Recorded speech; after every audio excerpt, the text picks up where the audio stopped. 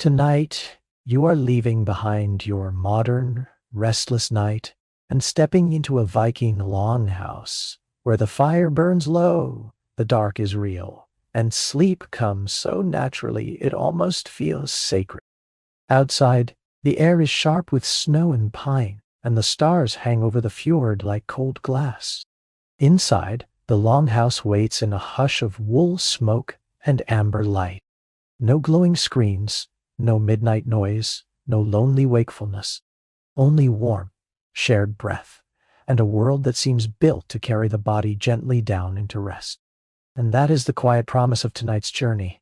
The Vikings may have lived harder lives than we do, but when night came, they may also have slept far better.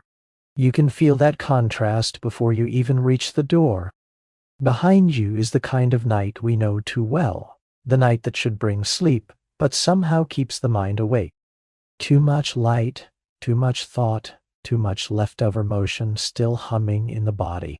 Ahead of you is something older and simpler, snow underfoot, timber dark with frost, a low roof holding in warmth, a house that does not shine against the darkness so much as rest inside it, steady and calm, as though it has already accepted the night for what it is.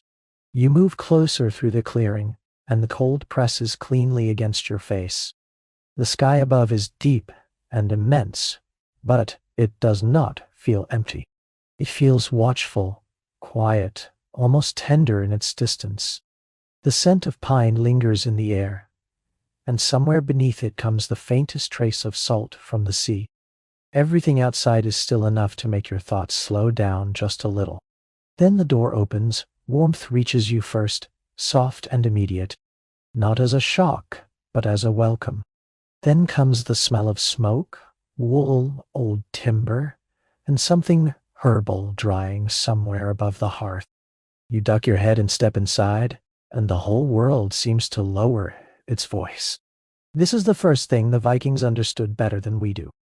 Sleep does not begin when you close your eyes. It begins long before that, in the way the room receives the body, in the way the light softens, in the way sound drops lower and movement becomes gentle. Nothing here is trying to keep you alert. Nothing here is competing for your attention. The night has one job, and everyone inside the house seems to know it. The fire glows at the center of the room, breathing more than burning. The light it gives is amber and low, enough to warm the walls and soften the shadows, but never enough to pull the mind outward. Timber beams hold darkness in their corners, blankets and furs lie ready along the raised sleeping platforms. Somewhere nearby, someone shifts beneath wool. Somewhere else, a quiet breath rises and falls. The room is not silent, but every sound belongs to rest. And that is the second thing they understood. Sleep here is not solitary. It is shared. It is something the whole household enters together gradually, almost ritually. No one is fighting the night. No one is pushing against it. The darkness comes, the fire lowers, voices soften, bodies draw near to warmth, and the mind follows where the body is already going. In a world that could be cold, dangerous, and brutally demanding by day, night was not wasted. Night was protection. Night was recovery. Night was a return. That is what makes this world feel so immediately different from ours. The Vikings did not have easy lives. Their days were full of labor, weather, strain, hunger, distance, and uncertainty. But that very harshness may have made their nights deeper, not shallower. Because when darkness came, they allowed darkness to matter. When tiredness came, they did not treat it like weakness. When rest arrived, they built their homes, their rituals, and their rhythms around receiving it fully. You begin to feel that truth in the room now, even before you lie down. The warmth settles into your shoulders, the amber light steadies your breathing. The house seems to ask nothing from you, except that you let go a little. Outside, the frozen world remains vast and cold. Inside, the longhouse gathers its people close and teaches them, night after night, how to come down from the day. Not perfectly, not luxuriously in the modern sense, but naturally, deeply, almost shockingly well, so stay here a moment longer, at the edge of firelight and shadow, and let the first promise of the night settle in. These people did not simply sleep in a different time. They slept in an environment that prepared them for sleep from the moment darkness fell. And if we want to understand why Viking rest may have felt so deep, so grounded, and so complete, the first place to look is not the bed itself, but the house that held it. So the first place to look is not the bed itself, but the house that held it. The door opens, and the cold begins to fall away from you almost at once. Warmth reaches your face first, then your hands, then the tightness in your shoulders. Behind it comes the scent of the room itself, pine smoke caught in old timber, wool that has held many winters, a faint trace of sea air still clinging to cloaks near the entrance. And somewhere above it all, the dry herbal note of something hanging to cure in the rafters. You step inside, and the world outside does not vanish, but it softens. The snow, the wind, the dark clearing, all of it seems to remain at a distance now, held back by wood, fire, and habit. Your eyes take a moment to settle into the lower light. The hearth glows at the center of the longhouse, not roaring, only breathing. The embers pulse softly beneath darker wood, and every now and then a small flame lifts, then folds back into orange again. It gives just enough light to shape the room without waking it up. The timber walls catch that light in warm stripes. The rafters disappear into shadow. Cloth hangs in still folds. Benches, chests, tools, and sleeping places all seem to belong to one another here, not arranged for show, but for use, warmth, and return. Nothing in the room feels accidental. That is what strikes you first. This is not a rough shelter where people simply endure the night until morning. The house has been lived into, softened by repeated evenings, adjusted by bodies that have come in from snow and wind, sat by this fire, lowered their voices, and let darkness do what darkness does best. It does not feel crude, it feels practiced. A board answers quietly under your step, somewhere beyond the hearth.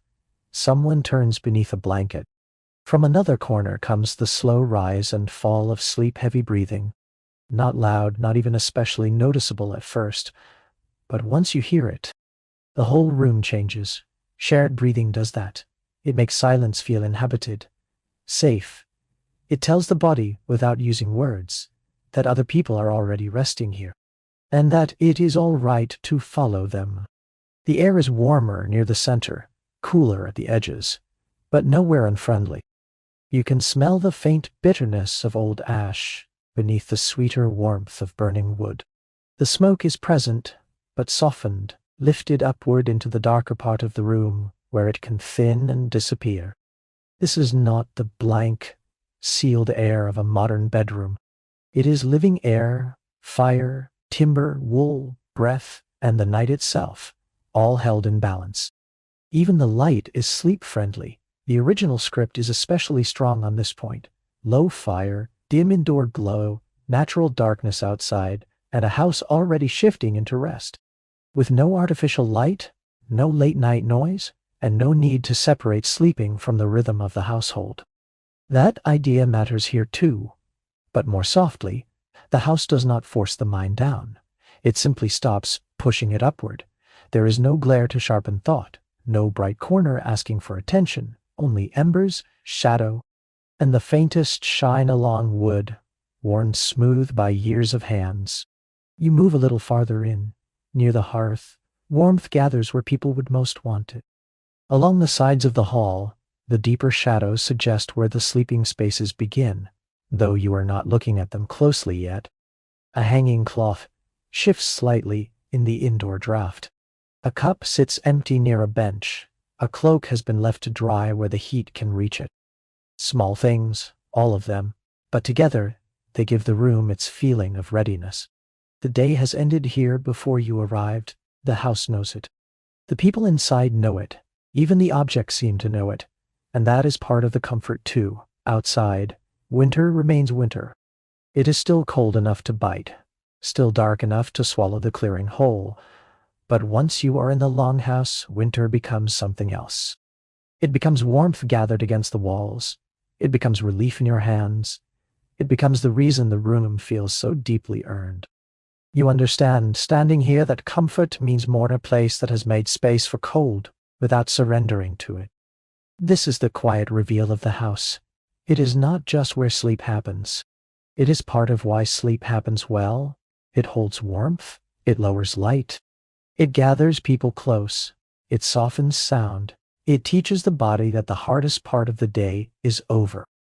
Rest here feels communal, seasonal, and expected, not as a rule, but as a rhythm. The longhouse does not treat sleep as a separate private event hidden behind doors. It folds rest into the life of the room itself, until the whole space seems to carry tired people gently toward stillness. So stay in that feeling for a moment, the relief of warmth after cold, the low glow of the hearth, the dim timber walls, the breath of sleepers already further down the path of night. The hush that gathers after dark when no one needs to explain anything anymore. You do not need to hurry. You do not need to understand the structure all at once. First, the house lets you feel safe. Then it lets you notice how carefully that safety has been built. And once that comfort has settled into the body, your attention can begin to drift toward the next quiet question. How exactly was sleep arranged inside this room? And what did the sleeping world of the longhouse actually look like after the fire was banked and the night fully began? Once the warmth of the longhouse has settled into your shoulders, your eyes begin to notice something else. The room was not only made to hold people. It was made to let them sleep. Along both sides of the hall run long raised wooden platforms. In daylight, they serve the ordinary life of the house. Someone may sit there mending a net, sorting wool, nursing a child, or setting down a basket after coming in from the cold. But when evening lowers itself over the room, those same platforms change their meaning. The fire is banked, blankets are brought out, fur is shaken loose. And what was bench by day becomes bed by night so naturally that the shift feels less like rearranging a house and more like completing it. The layout is simple enough to understand at a glance, and comforting for exactly that reason. Fire at the center, sleepers along the sides, warmth moving outward in soft circles, no sealed bedrooms, no doors closing one person away from the rest. Just one shared chamber where the room itself seems to say that night is not for separation, but for drawing in close. That simplicity is not crude. It is clever. The platforms are raised just enough to lift the body above the coldest draft near the floor, but not so high that the warmth of the hearth is lost. Too low, and the chill creeps up through the boards. Too far from the center, and the fire cannot reach you as well. The sleeping places sit in the middle ground, where comfort has been negotiated with weather, timber, smoke, and long experience. Closer to the hearth, the air is warmer and softer. Farther toward the outer walls, the night still lingers in the timber. So the space develops its own quiet order. Those who need the most warmth remain nearer the center. Others settle farther out. The house does not treat every sleeping place as identical. It offers degrees of warmth, degrees of shelter, and everyone learns how to read them. Privacy, in the way we think of it now, matters less than steadiness. The original script is very clear about this. No walls, no locked doors, one communal chamber, cloth or carved dividers at most, and a culture where sleeping together meant safety and survival, not discomfort. Here, too, the room feels shaped around that same logic. A hanging cloth may soften a corner. A carved post may suggest where one cluster ends and another begins. A chest or folded cloak may create the feeling of a small private nook. But none of these break the room apart. They only blur the edges gently. A child waking in the night is still near a familiar breath. An elder shifting under blankets is not far from warmth or company. Even sleep itself becomes easier when it arrives inside a room already full of other sleepers. The nervous system quiets more readily in a place that feels occupied.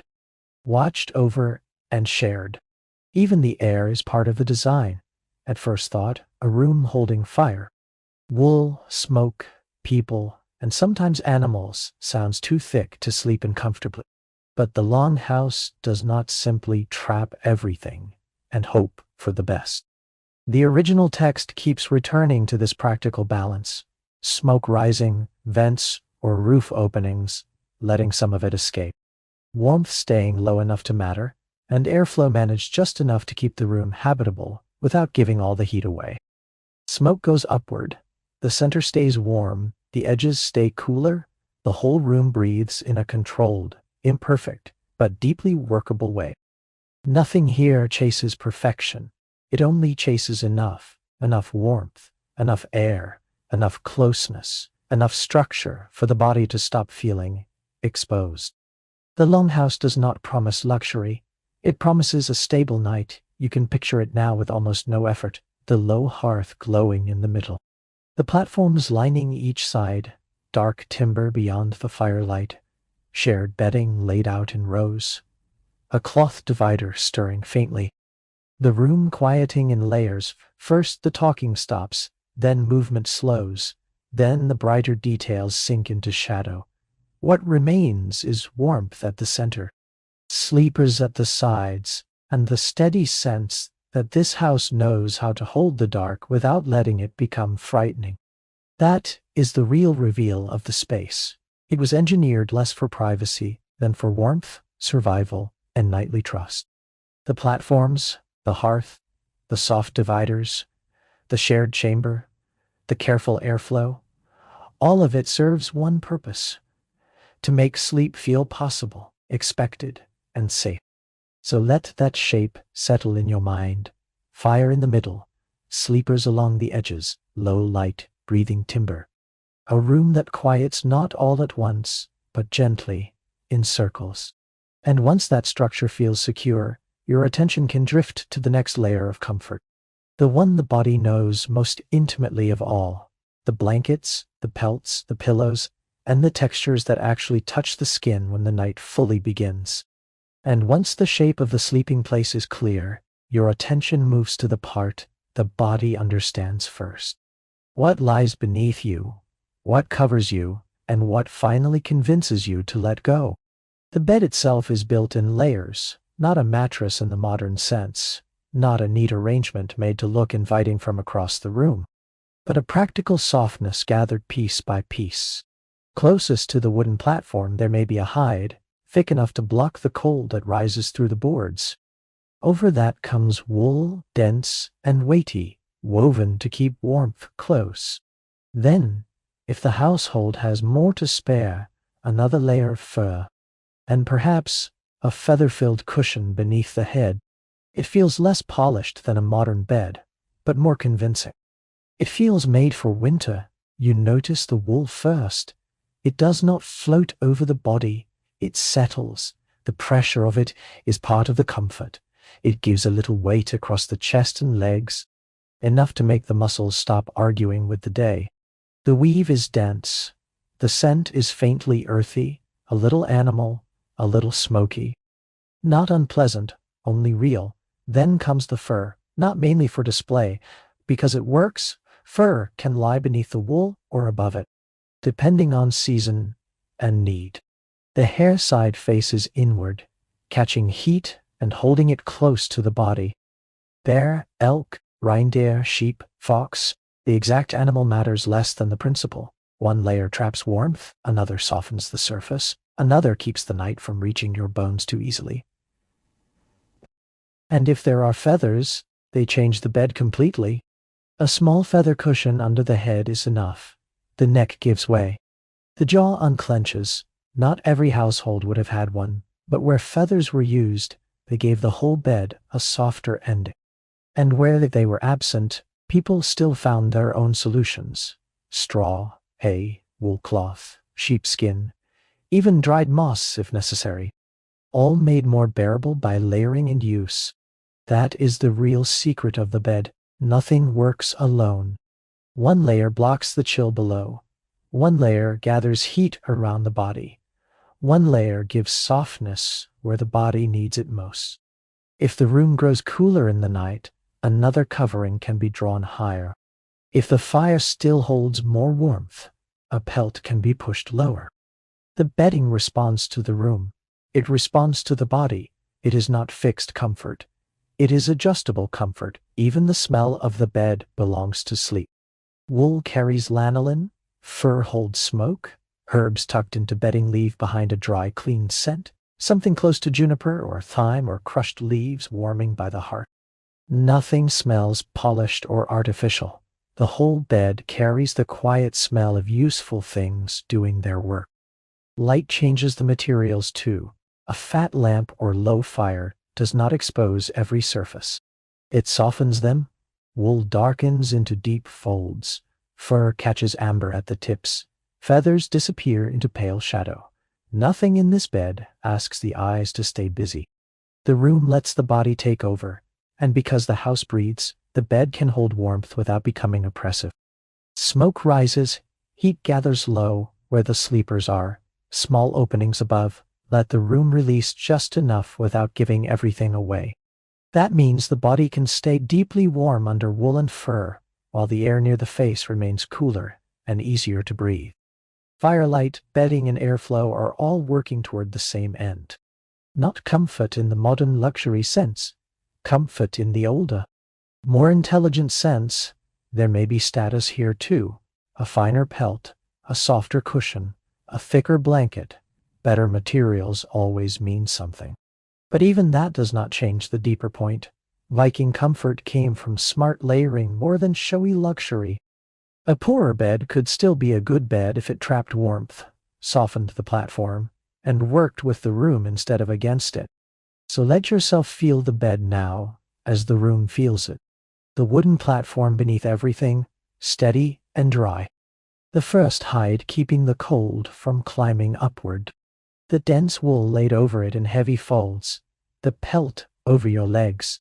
The small feather softness under your head. The low red hush of the fire nearby. The cooler air at the edge of your face. The body growing heavier. Calmer. Less willing to hold itself in readiness. That is the reveal hidden inside all these materials. Viking comfort was built, not bought. Layer by layer, hand by hand, season by season, it created a kind of bodily trust. The bed told the body it was safe to stop resisting the night. And once the bedding is in place, once warmth is gathered, and the room has lowered itself into amber light, the next part of sleep begins to matter just as much. Not the bed now, but the gentle unwinding that happens before anyone fully closes their eyes. The warm food. The slow stories, the kin beside the fire, and the shared drifting of a household learning, together, how to let the day end. And once the bedding is ready, another part of sleep begins to matter just as much. The house has to come down from the day. It happens slowly. Cloaks are loosened and set aside. Damp boots are left near the warmth. Someone bends over the hearth and stirs the pot that has been waiting there. And at once the room fills with a deeper kind of comfort. Broth, root vegetables, barley, a little herb in the steam. Maybe fish, maybe meat, maybe only what the season and the household can spare. Whatever it is, the smell alone tells the body that the hardest part of the day is over. People gather closer to the fire without needing to be called. A bench that held tools in daylight now holds tired shoulders leaning inward. A bowl is passed from one hand to another. Someone blows across a spoonful before tasting it. A child is fed first, then another. An older woman settles near the hearth, where the heat holds longest. No one moves quickly. No one needs to. Evening does not ask for speed, it asks for settling. And as the food is served, the room begins to soften in another way. Voices lower, laughter comes, but quietly, round and tired. The kind of laughter that belongs to people who know each other too well to perform for one another. Someone says something dry about the weather, or the goat, or the net that came back from the day in worse shape than when it left. A few people smile into their bowls. Someone else shakes their head, still amused. The joke does not sharpen the room, it relaxes it. Children are still awake, but only partly. One leans against a parent's side with heavy eyes. Another stretches out across a bench before anyone has told them to. A smaller child is already more asleep than awake, blinking slowly, spoon hanging loose in one hand. No one orders bedtime as a separate event. It comes gradually. A blanket is pulled higher around narrow shoulders. A child is lifted without fuss. A head finds a lap. Sleep begins before anyone says it has begun. And over all of this, stories begin to move through the room. Not always formal stories, sometimes only the shape of the day retold more softly than it was lived. A rough patch of weather, a neighbor's mistake, a memory of someone no longer in the house.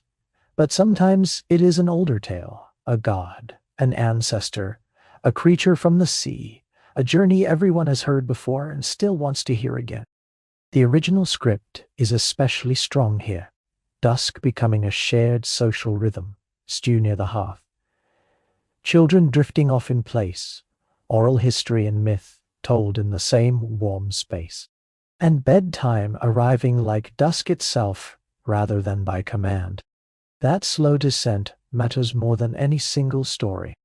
A familiar tale does something gentle to the mind. It gives it shape without effort. You do not have to follow every word. You do not have to stay sharply alert. The voice itself becomes part of the room tone, rising and falling with the fire. Someone continues mending cloth while listening. Someone else turns a small carved object in their hands. A pair of socks is darned. A bit of bone is worked smooth with a knife. The hands keep moving, but more slowly now, as if they too are drifting toward night. That is the deeper comfort of this hour. The Vikings did not simply lie down near one another and hope sleep would come. They wound down together in ways that made sleep emotionally easier. Food warmed the body, familiar voices lowered the mind. Shared memory softened the edges of the day. Children drifted off inside the safety of other people's presence. Even the myths helped, not because they were exciting, but because they were known. The room did not need novelty. It needed rhythm. And rhythm is everywhere now. The soft scrape of a spoon, the low hush of a story, a child breathing more deeply than before. Someone shifting closer to the fire. Someone folding cloth with slower hands. A final piece of bread broken and passed across the bench. Outside, winter is still waiting beyond the walls. But inside the longhouse another weather has taken hold. One made of heat, food, voice, and kinship. You can feel what that does to the body. It does not have to defend itself anymore. It does not have to stay ready. The day has already loosened its grip. Work has turned into eating. Eating has turned into listening. Listening has turned into stillness. Even the laughter now leaves a hush behind it. The room is not merely warm. It is socially warm. And that kind of warmth reaches places blankets cannot. So stay there a little longer. The bowl in your hands cooling. The fire low and steady. The words of a familiar tale reaching you, a voice that no longer needs to rise. A child already asleep against someone's side, another person half listening, half dreaming. Nothing in the room is trying to keep anyone awake. Everything in it is quietly teaching the same lesson. You are among your own, the work is finished, and the night may take you gently now. And as that feeling deepens, another layer of the evening comes forward. Beneath the voices, beneath the clink of bowls and the fading story, the house has its own softer music waiting there all along. Breath, embers, animals shifting in their corners, wind against the walls, and the living background hum that makes the dark feel safe. And as that feeling deepens, another layer of the evening comes forward. Beneath the voices, beneath the bowls and the fading story, the house has its own quieter language. First, the wind. It moves outside the longhouse in long, sweeping passes, pressing gently against timber and thatch, then loosening again. It is not a violent sound tonight. It does not rattle the room into alertness. It stays outside where it belongs, turning itself into a low, steady hush that reminds everyone inside how different warmth feels when the cold is held beyond the walls. From farther away, there may be the faint suggestion of open land, of dark water, of weather moving across the night. But it all reaches the house softened. translated into something the body can accept. Inside, the hearth answers it. The fire is lower now than it was at supper. No longer bright enough to shape the whole room, only enough to keep its center alive. A small crack, a brief sigh as a coal settles in on itself, the faint dry whisper of heat moving through old wood. These sounds do not interrupt the room. They hold it together. Fire at the center, sleepers around it, darkness rising behind them. The same pattern again and again, one sound following another so gently that the ear stops waiting for surprise. Then there is breathing, not one breath, but many, near, far, deeper from one corner, lighter from another, a child's sleep breath. Soft and open, an elder's slower rhythm near the warmth. Someone who has not quite fallen asleep yet, still waking and sinking by turns. Shared breathing changes a room more than silence ever could. It fills the dark without crowding it. It tells the body that the house is alive, but at rest, that others are here, that the night is being held by more than walls alone. Now the animals begin to belong to the sound as well. A dog shifts near the edge of the sleeping platform, then settles with a low exhale, one paw tucked beneath its chest. Somewhere in the darker part of the hall, a goat gives a sleepy snort and moves its weight in straw. A cow, farther off, answers the night with the slowest thud of hoof against timber. If there is a cat nearby, it makes itself known almost without sound at all. A small turn of claws on wood, then the warmer, deeper comfort of its body curling into fur or wool where it has decided it belongs. None of it feels disruptive. That is the important thing. These are not noises arriving from outside the rhythm. They are part of the rhythm. Even the beams above participate. The house settles by degrees as the heat changes. Timber answers the cold outside and the warmth inside, with the occasional faint creak. Not sharp enough to startle, only enough to remind you that the house is real, working, responsive. It shifts the way a body shifts in sleep. A roof breathes under weather. A wall gives the smallest sound and then goes still again. Nothing in the room is truly silent, but every sound is known. And what is known becomes easier to rest inside. That is why these sounds soothe instead of disturb. A modern ear might expect better sleep to mean less sound, cleaner sound, emptier air. But the Viking night works differently. Here, safety is not built from sterile quiet. It is built from continuity. The same fire, the same breath, the same soft animal movement, the same wind beyond the wall, the same old beams answering the weather in familiar ways. When the body hears the same night around it again and again, it learns not to brace against it. It lets the loop continue without resistance. A dog sleeping close means the room is safe enough for the dog to sleep. A child breathing heavily means the room is safe enough for the child to fall all the way under. A goat muttering in straw, a cat changing its place in the blankets, someone near the hearth turning once and not fully waking, these are not interruptions. They are confirmations. The house is still here. The people are still here. The animals are still here. The fire is still here. Nothing has broken the circle. So the ear begins to trust the dark. The loop repeats itself now in simpler and simpler ways. Fire, wind, breath, a small movement in straw, quiet settling in timber. Fire again, breath again. The body loves repetition when repetition feels safe. It loosens around it. The mind, which might resist a sudden silence or a strange noise, begins to sink more deeply when the same soft pattern returns without demanding anything new. You can feel that happening now. The room is no longer merely warm. It is acoustically warm. The sounds do not scatter you outward. They draw you inward. The fire marks time softly at the center. The wind presses and releases. An animal resettles itself. Someone exhales more deeply than before. A beam answers with one quiet note and then is still. The night is not empty. It is dependable. That is the reveal hidden in the sound of the longhouse. Consistency of sound made the Viking night feel safe, and safety made sleep deeper. Not silence, not emptiness, familiarity, pattern.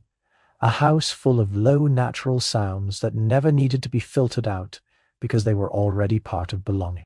So let the sound loop continue a little longer. The hearth breathing, the wind brushing the walls, the room full of sleeping bodies. A dog nearby, a goat farther off, the smallest creak from the rafters, then breath again, then fire again. Nothing dramatic, nothing sudden, only the repeating proof that the night is behaving as it should. And once the room feels this safe, once the ear has stopped listening for threat and started listening only for rhythm, the night can deepen into something even older and heavier, the body giving way to the sleep it has earned, and the long, dark hours beginning to repeat their own slow pattern from first rest into deeper rest. The body knows before the mind does, long before you lie down in the longhouse, long before the fire lowers, and the voices soften. The day has already been teaching you how to sleep. Not with advice, not with ritual alone, with effort, with weather, with movement repeated until the muscles no longer want thought, only stillness. Rewind the day now. The light came early, or what passed for early in that season, and with it the body rose because the house rose. There was no clean separation between sleep and labor, no long delay between waking and using your limbs. Someone needed water, someone needed grain, nets needed checking, wood needed cutting, animals needed tending, a roof edge needed fixing. A fence line needed seeing to before the weather changed. Every day asked for movement before it asked for comfort. And the work was not one kind of work. It was carrying, lifting, bending, hauling, rowing, chopping, mending, walking over frozen ground, standing for long stretches, turning the wrists, tightening the back, using the shoulders again and again until effort stopped feeling like a series of actions and became the day itself. A man might row until his hands forgot softness. A woman might weave for hours with arms and spine held in one demanding line, then rise to grind grain, tend children, lift pots, carry wood, mend cloth, and move back to the loom. A child might trail after adults with smaller tasks, no less real for being smaller. Even an ordinary day could leave the body used up in a clean, honest way. That kind of tiredness is different from modern tiredness. It is not the fatigue of too much thought trapped inside a still body. It is not restlessness wearing the mask of exhaustion. It is movement having spent itself, muscles warmed, strained, and then emptied, hands that have held tools, legs that have crossed distance, back and shoulders alive with the after-feeling of real work. When a Viking body came to bed, it did not need to be convinced it was tired. It arrived knowing, and the day itself helped deepen that knowledge. Light was real light. Cold was real cold. Air was open and unfiltered. Work happened under sky, under shifting weather, under the plain fact of seasons that never cared how anyone felt about them. So by evening, the body had taken in more than effort. It had taken in daylight, wind, temperature, terrain, hunger, and completion. All of that prepared it for sleep long before darkness fell. The modern mind often reaches the bed overstimulated and underused. The Viking body reached it used thoroughly, and because of that, it was easier for the mind to follow.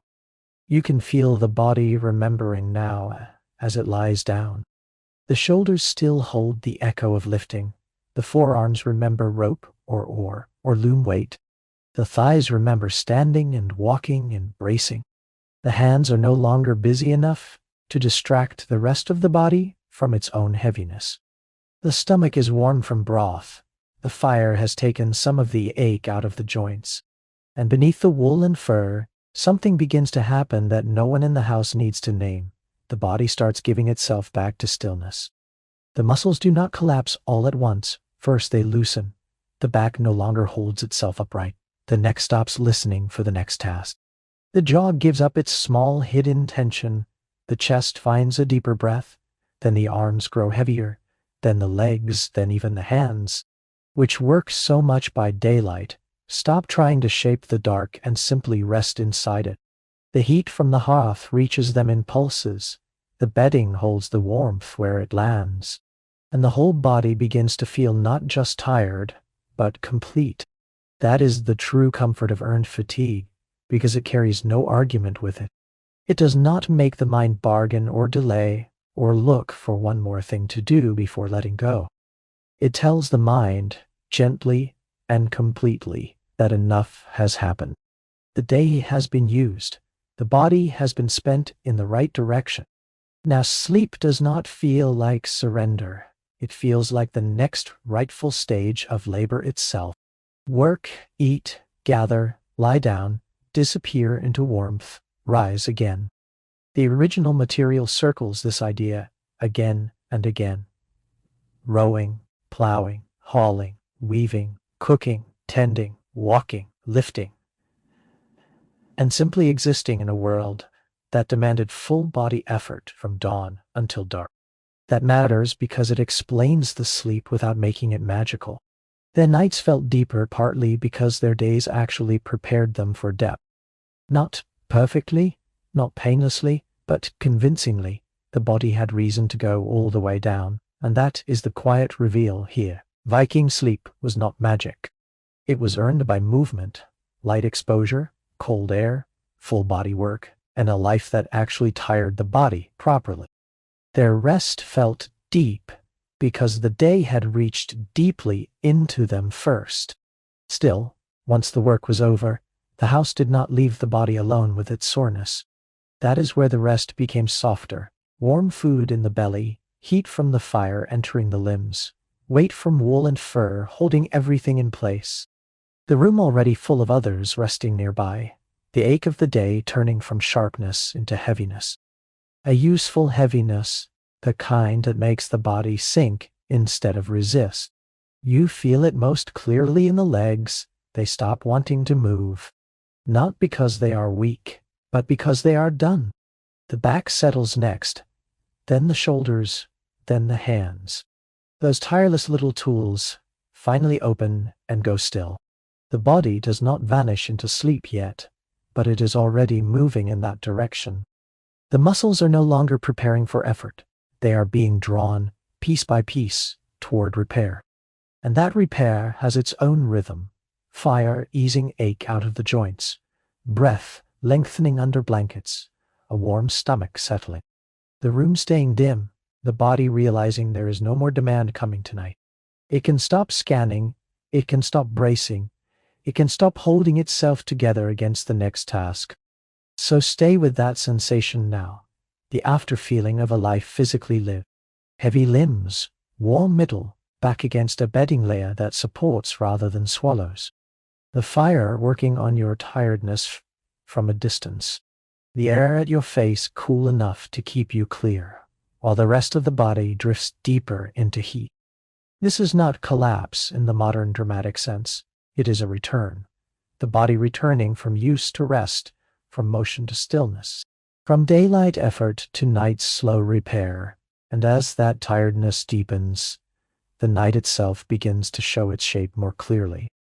Not just darkness now, but pattern, the first descent into sleep, the quiet waking in the middle, the second deeper fall. A longhouse does not hold one unbroken night, so much as guide the body through its repeating phases, gently, naturally, one layer after another. The night does not always move in one long, unbroken line. Sometimes it folds. The house has gone quiet. The bowls are long cleared away. The last story has softened into silence.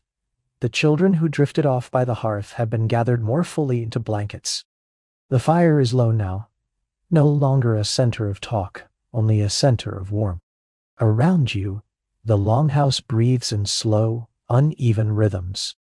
One sleeper deeper than the next, one dog dreaming, one old board in the wall giving a small answer to the cold beyond it. Everything seems settled, and then, after some unknown stretch of darkness, your eyes open. Not in alarm, not with the sharp wakefulness of something wrong, only gently, as if the night itself has lifted you back toward the surface for a little while. The room is still dark, but not empty dark. The embers are there, holding their red hush at the center. A figure nearby shifts beneath woolen fur. Someone on the far side of the hall coughs once, then settles again. The air feels cooler now at the edges of the room, warmer near the middle, and your body lies between those two truths, still comfortable, still safe, only half awake. This is the midnight gap, not a failure of sleep, not a mistake in the body, just another phase of the night. For people who lived with darkness rather than against it, sleep did not always arrive in one solid block. It came in waves, a first deep descent after the evening meal and the last low voices by the fire. Then a rise, hours later, into this middle hush where the house is neither fully awake nor fully asleep. Then, after that, a second descent, often deeper, slower, and stranger, carrying the body the rest of the way toward morning. So you lie still for a moment and let the gap be what it is. The fire is lower now. The room feels larger in the dark. Someone nearer the hearth sits up just enough to pull a blanket higher around their shoulders. Another sleeper turns over with the soft drag of fur against wool. A child makes a small sound in sleep, and is quiet again before the room has even had time to listen for it. The dog near the doorway lifts its head, checks the world with one sleepy breath, then lets it go. Nothing in the house seems surprised by this hour. That may be the most soothing part of it. The night has opened once, and no one is frightened. Sometimes a person rises, not fully, not to begin the day, only to tend the fire, or drink a little water, or sit for a while in the dim red light, where thought is softer than it is by day.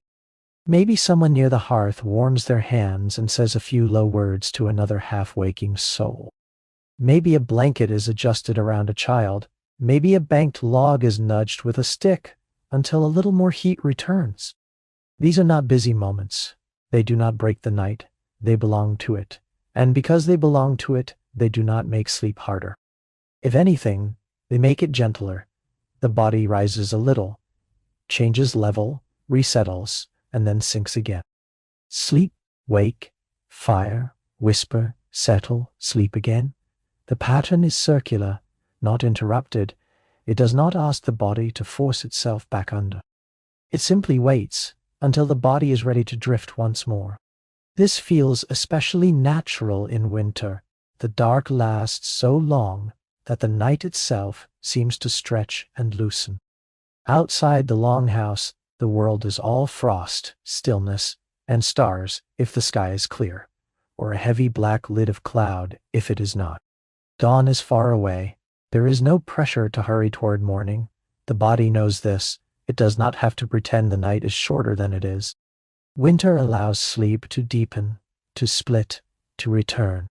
A person may wake, warm their hands, share a few quiet words, then slip back beneath the blankets and disappear again into heavier rest. In such a season, time does not feel like a series of digits. It feels like warmth, rising and thinning, embers lowering and being coaxed back, darkness holding, then holding longer. The longhouse becomes its own clock, fire, silence, breathing, the smallest changes in light, the body moving with them rather than measuring them. Summer changes the pattern, but not the principle. When the sky refuses to darken properly, when light lingers late and returns early, sleep grows lighter at the edges and more flexible in its shape. The body still rests, but it may do so in shorter stretches or lean more easily into drowsy pauses when the day allows them. The room is warmer now, blankets thinner, the air coming more freely through openings in the walls or roof. Night still arrives, but more like a dim silver pause than a great dark curtain. So the body adapts.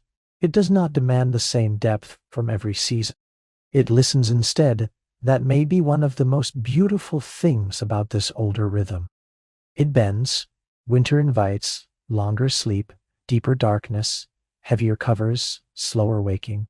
Summer allows shorter nights, lighter rest, and the acceptance that the body may sleep differently when the sky itself behaves differently. No one is forcing one rigid rule over every month of the year. No one is treating sleep as something that must always happen in exactly the same shape. The body is allowed to move with the season is allowed to shape the night, and through all of it, the same loop remains: first sleep. When the warmth of food and story and shared evening still lingers in the limbs. Then the midnight gap, when the house breathes more lightly and the fire sits low in the center. Then second sleep, when the body, having briefly risen toward the surface, slips downward again into something deeper and more dreamlike than before. Sleep, wake, fire, whisper, settle, sleep again. The loop is soothing because it repeats, and because it repeats, the mind stops resisting it. It does not think, I should be asleep. It thinks only, the night is doing what nights do. A person wakes, a blanket shifts, a child sighs, a coal glows brighter for a moment, then sinks.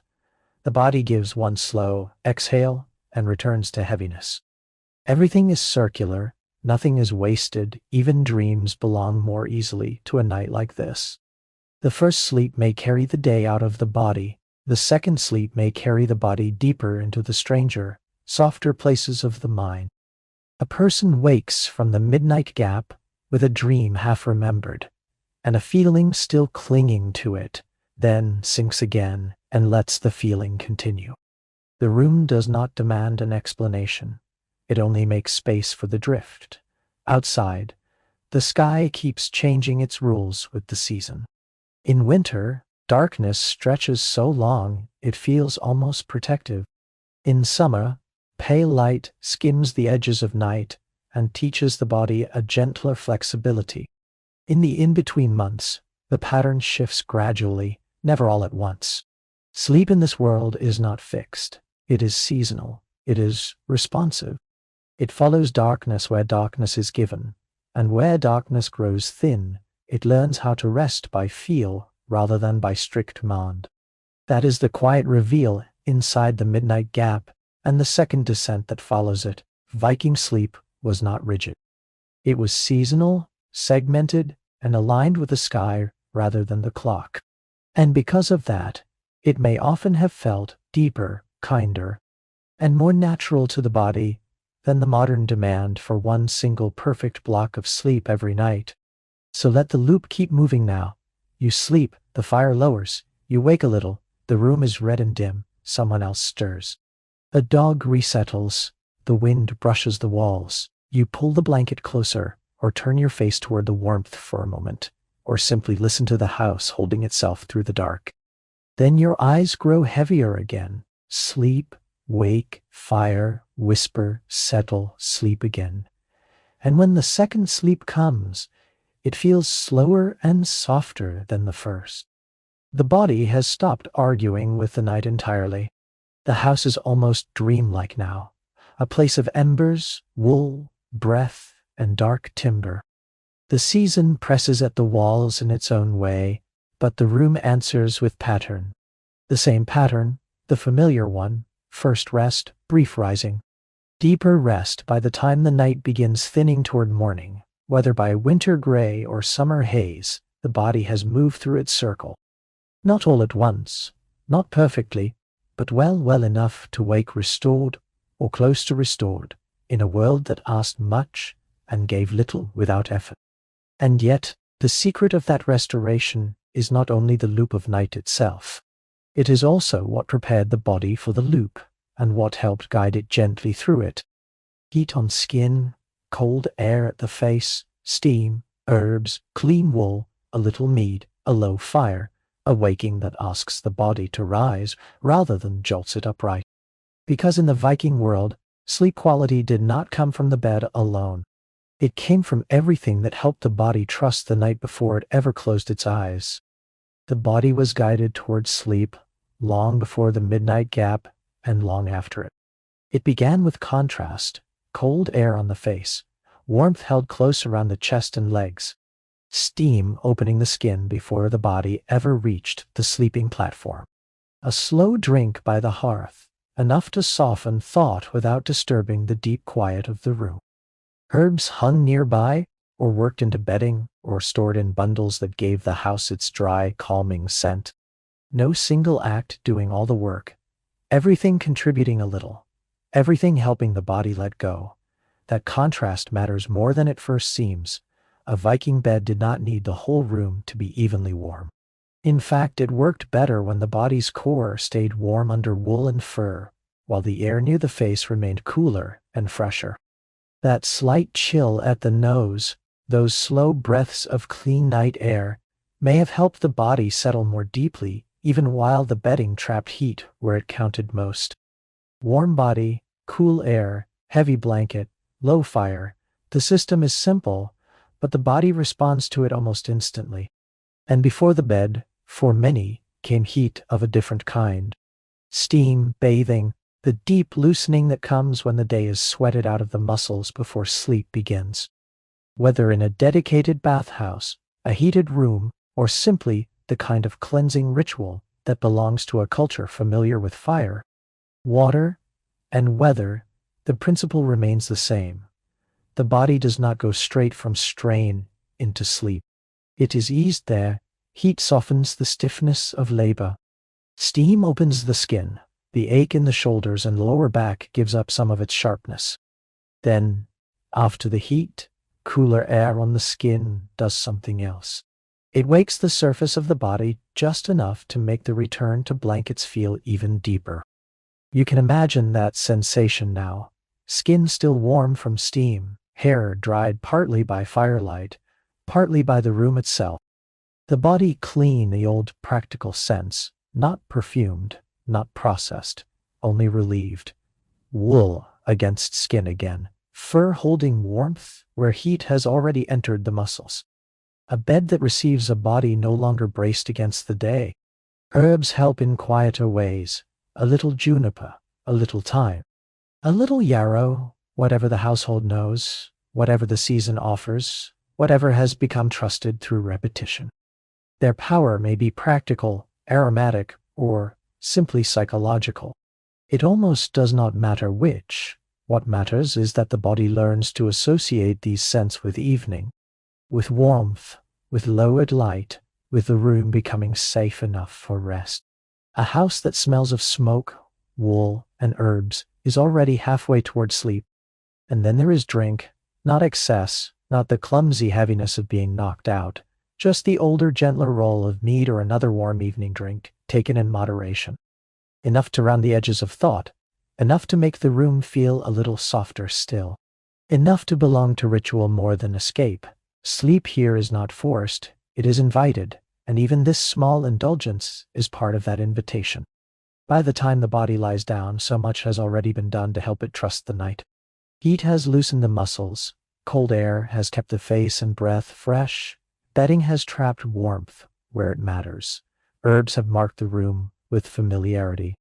Firelight has lowered the mind, the house has eaten together, spoken together, quieted together. The dog has settled, the children have drifted, even the walls seem to understand that work is over. That is the deeper reveal of this return to safety. Viking sleep quality came not just from the bed, but from a full-body transition ritual before, during, and after sleep. The body was led toward rest. It was held through rest. And when it rose again, it was asked to wake the same way, gradually, in context, without violence. That last part matters too. Morning here does not begin with alarm. It begins with change, the fire gone lower, light entering the room in whatever form the season allows. Someone else stirring first, a pot set back near the heat, the dog lifting its head, the room returning slowly from dream to use. The body wakes because the house wakes, because the sky changes, because warmth shifts, because breath and movement gather again. Not because a sound tears it upward before it is ready. You can feel the difference in the waking, no panic, no confusion, no immediate split between dream and demand. First, the body senses temperature, then light, then the smaller sounds of morning beginning. A yawn somewhere near the hearth, a blanket pulled aside, a child murmuring but not yet fully awake, The body rises in layers the same way the house settles in layers at night. It is a continuation of the same trust, so let yourself return now to these bodily details, the ones that make the nervous system loosen again after the richer strangeness of segmented sleep and seasonal rhythm. Steam on skin, cool air on the face, the smell of herbs and wool, a low cup warming the hands, embers breathing, the dog asleep nearby, the room holding its soft logic together, the body no longer needing to do anything clever or forceful to earn its rest. Only warmth where it counts, only coolness where it helps, only one slow step after another from labor to heat, from heat to bedding, from bedding to dream, from dream to waking without harm. This is the safe center of the night returning, the muscles softened, the skin clean, the breath easy, the blankets weighty, the fire low, the room quiet, the body not merely sleeping, but being guided through sleep by a whole sequence of careful, repeated comforts. And once the body feels this safe again, the mind is free to drift somewhere stranger and deeper.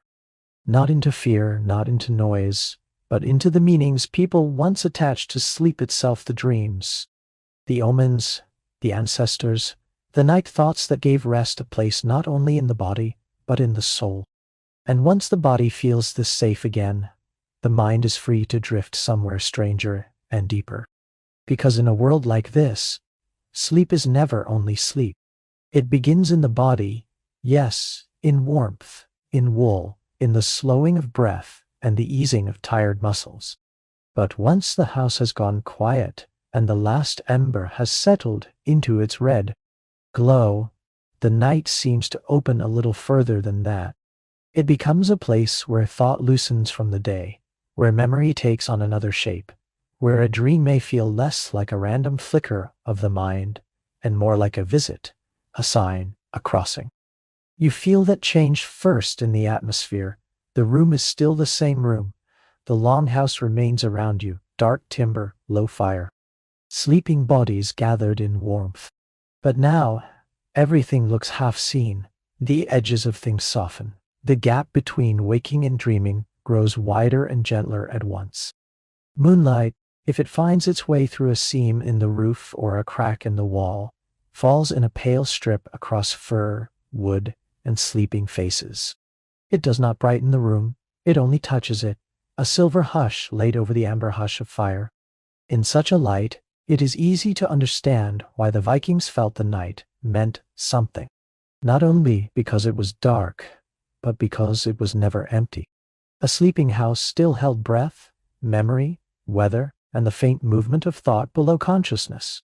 The dead were not imagined as impossibly distant. Ancestors remained near in stories, in names, in inherited objects, in the ways people sat, spoke, worked, and remembered. So when someone dreamed of a grandmother by the fire, or a father walking through snow without leaving tracks, that dream did not feel trivial. It felt close to meaning. You can imagine the morning after such a dream. Someone sits near the hearth, warming their hands around a cup, and speaks more softly than usual. They do not say, "I had a strange dream," and leave it there. They describe the face they saw, the road, the animal, the voice, the silence, the place beyond the hills where they seem to go. Others listen, not because they know exactly what it means, but because it might mean something. In this world, dreams are not always dismissed. They are carried into daylight, still warm from the night that made them. The sleeping mind is treated with a certain respect, not fear exactly, not blind certainty either, more like attention. A dream may be omen, memory, warning, comfort, or nothing at all. But because no one assumes it must be nothing, the dream is allowed to linger in the room. That alone changes the feeling of sleep. It makes the night seem less like a blank interval and more like a country one travels through, sometimes remembering a little of the road on return. And within that country, the soul itself may feel less fixed. There are old Norse ideas that suggest a person is not only one thing, not only a body pinned neatly to daylight and the visible world. Some part of the self can drift, wander, reach, receive. Sleep becomes the hour when the inward self moves more freely, when a person may travel farther than the body ever could. Not in a loud or theatrical way, only in the quiet way dreams often move. Through symbol, through fragments, through places that feel more known than seen. A shoreline under moonlight, a raven on a roof beam, a snowfield with no footprints but your own. A hall that is not this hall, and yet somehow familiar. That is where wonder enters, not the bright, excited wonder of discovery by day, but the slow wonder of lying still in the dark and feeling that life may be larger than what the waking eye can hold. The Vikings lived close to weather, hunger, sea, winter, chance, and death. Perhaps because of that, they also lived close to signs, omens, ancestors, and the strange weight of dreams. Night was not a meaningless gap between one labor and the next. It was part of the pattern of being alive. Even Valhalla, in this softer late-night sense, feels less like a battle cry and more like sleep imagery. A hall beyond fear, a place of firelight, company, memory, return, a place where the worthy are gathered, where the long labor of life gives way to rest and presence and continuation. By daylight, Valhalla may be told as glory, feast, and warrior fame. But by the low fire, with the body already sinking and the mind half in dream, it can feel like something else too. The hope that beyond struggle there is still a hall, still warmth, still companionship, still some form of waking into belonging again. That hope would change the texture of sleep. Not every dream needs to be prophetic. Not every night needs to open onto the beyond. It is enough that the sleeper feels the possibility. Enough that sleep is allowed to touch story, memory, ancestry, and myth without being forced to choose only one meaning. One night you sleep heavily and remember nothing. Another you wake with a feeling that clings to you all morning. As if someone or something stood at the edge of the dream and did not quite leave when you did. Moonlight deepens that feeling.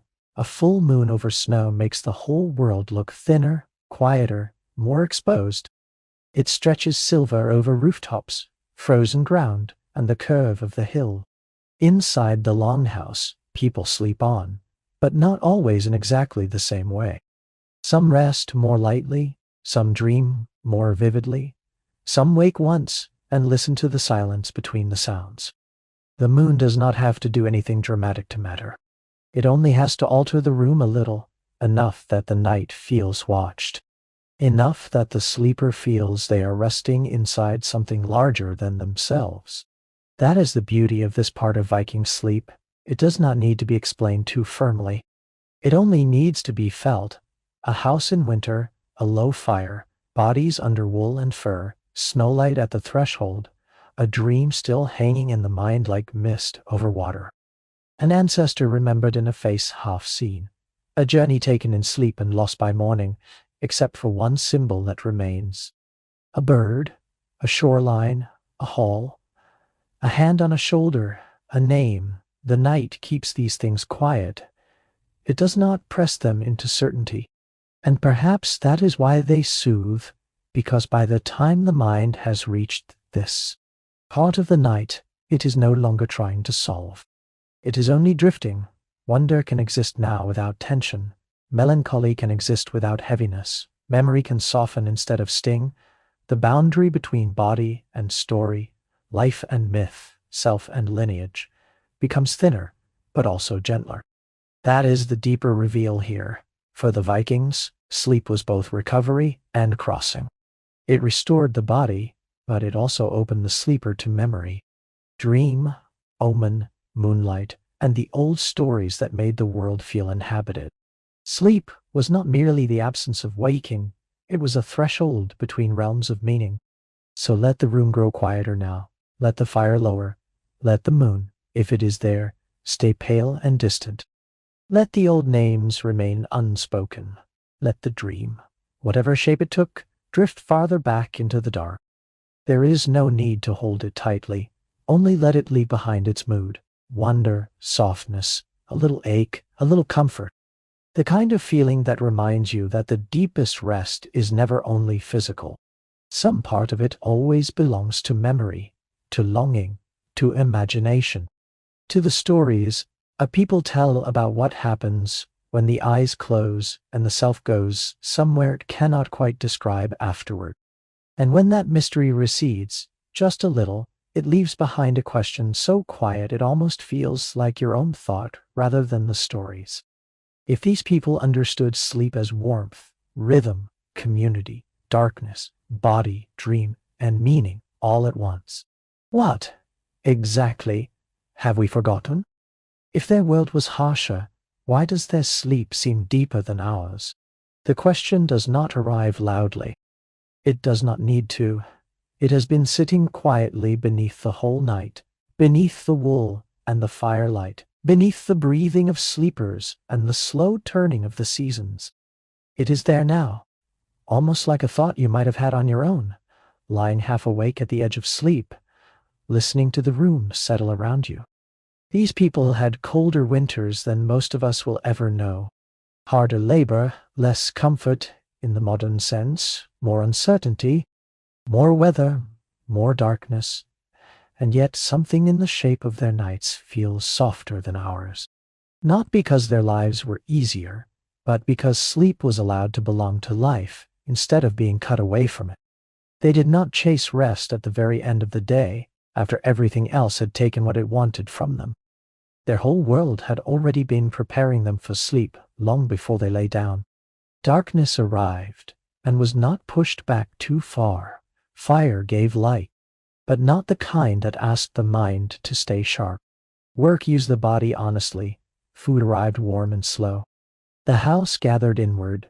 Stories lowered the room. Breath deepened. Blankets held the body down into stillness. Even waking in the night was not treated as failure. It was only another part of the rhythm. Perhaps that is what feels so distant now. Not one single secret, not one lost trick, not one magical material or perfect ritual. Only a life that prepared the body for rest, instead of forcing it to resist rest until the very last moment. A life where darkness meant dark, where tiredness meant sleep, where other people were near, where warmth and cold each had their place, where the mind was given fewer reasons to keep circling after the day had already ended. You can feel the missing pieces more clearly, because this room has held them all at once. The low fire instead of bright light, the steady soundscape instead of sudden noise, shared presence instead of isolation, physical tiredness instead of mental overdrive, a night shaped by weather, season, and habit instead of clocks alone, a waking that rose gradually from the body instead of tearing it upward before it was ready. None of these things seemed extraordinary here, together. They simply made sleep easier to trust, and that may be the quiet answer. Viking sleep worked not because they discovered one hidden method, but because their whole life prepared them for sleep. The longhouse, the labor, the rhythm of dark and light, the communal winding down, the layered bedding, the slow middle waking, the return to second sleep, the fire, the herbs, the dog curled nearby. The cold kept outside, and the warmth kept close. All of it belonged to the same world. Nothing had to be stitched together afterward to create rest. Rest was already woven in. There is no need to make that into a lesson too quickly. It is enough simply to notice it, to feel the contrast, to recognize that maybe deep sleep has always depended on more than the bed itself. Maybe it has always needed a room that quiets properly, a body that has been used well, a darkness that is allowed to matter, and a mind that does not have to carry the whole burden of the night alone. The thought can stay soft. You do not need to fix anything right now. You do not need to promise yourself a different life by morning. Let it remain only as a gentle relevance, the kind that drifts through the mind and settles somewhere deeper than decision. The Vikings may be far away in time, but the body that slept in their longhouses was still a human body. Warmth helped it, rhythm helped it, safety helped it, familiar sound helped it. The permission to sleep in more than one way helped it. The nearness of others helped it. And perhaps the body remembers those truths even now, even when the world around it has forgotten them. So let the comparison loosen again. There is no need to carry it all the way into waking thought. Let it fade back into the room that gave it to you. The question has been asked. The answer, quiet as it is, has already been felt. Now the longhouse can return to being only what it has been all along. Fire, timber, wool, breath, embers, and a night deep enough to hold everything without asking you to understand it all at once. The comparison recedes, the house remains, and now the house grows quieter still. The last of the talking has long since disappeared. The fire is low enough now that it seems less like flame and more like memory, a red pulse under ash, a warmth still present but no longer needing to prove itself. The room has emptied into stillness, not emptiness, stillness. A different thing altogether. A folded cloth rests where someone left it for morning. A bench near the hearth holds no one now. The dog has found its place and is fully asleep somewhere in the darker part of the hall. An animal shifts once and then goes quiet again. The walls hold the night, the roof holds the weather out. Beyond the house, the cold still waits over the clearing and the fields and the dark line of the trees. But inside, there is only the small, complete world of rest. You return to it one last time, the low embers, the timber darkened by smoke and years, the sleeping platforms along the sides of the hall, the blankets holding their warmth, the air cool enough at the face, warm enough under wool and fur. The familiar weight of the room, the kind of quiet that does not feel vacant, only full of things already settled where they belong. Even the smallest details have softened now. A cup set aside, a cloak drying near the hearth, a ribbon or carved token forgotten until morning. Nothing asks to be looked at closely. The room no longer needs attention. It only offers itself as a place where attention may finally stop working so hard. And the longhouse, in its own way, remembers. It remembers firelight on wood, hands setting bowls down, children sinking into sleep before the adults do.